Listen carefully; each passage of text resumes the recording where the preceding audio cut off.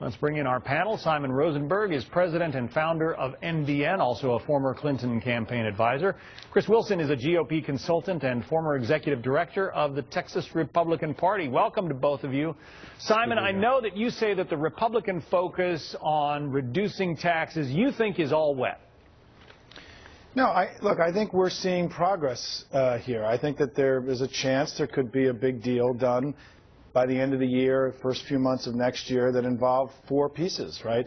Raising taxes, reforming entitlements, cutting defense, and cutting some spending in the rest of the budget. I think that all those things are on the table. The Democrats have shown willingness to do things. Remember, Mitt Romney criticized Barack Obama during the campaign for cutting Medicare by $716 billion. The Democrats have already reformed entitlement programs. We're not scared about that, but it's got to be done as part of a broader package, and I think we're making progress. Well, the criticism specifically, as I think people have heard, was that he cut Medicare and then used that money in Obamacare.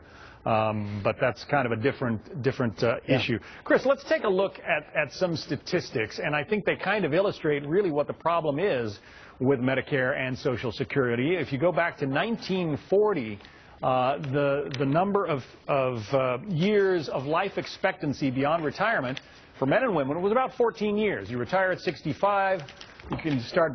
You could in those days start receiving benefits at 65, you would live about 14 more years. These days, you're living to 85, so the payouts go on way beyond what the program was originally designed for. Also in 1945, you had about 41.9, almost 42 people paying into the what's it called? Old age security and disability insurance. That's the official name for Social Security. In 2010, you've got 2.8. It seems you got to make some cuts somewhere to make this math add up. Well, John, you're exactly right, and those statistics really speak for themselves. I think where Simon is, and even where President Obama is really different where the liberal wing of the Democratic Party is. And where you've got senators, members of the United States Senate, like Jay Rockefeller, saying that they will not accept any level of entitlement reform, it takes these negotiations and really puts them in jeopardy before they've even begun. And I think what Simon laid out is a four-step process that really everyone wants to see move forward, or we're going to have another $1 trillion deficit, according to the CBO, moving into next year, and we just can't afford any more like that. And so if we're able to take what Obama did say that he would be willing to support, which is maybe some increase in the age of beginning recipients and other type of reforms like that, then we have a legitimate negotiation as we move into it. But when you have liberal members of the Democratic Party stepping forward and saying before the process begins they will not accept any type of entitlement reform, well, then it makes it an untenable process from the beginning.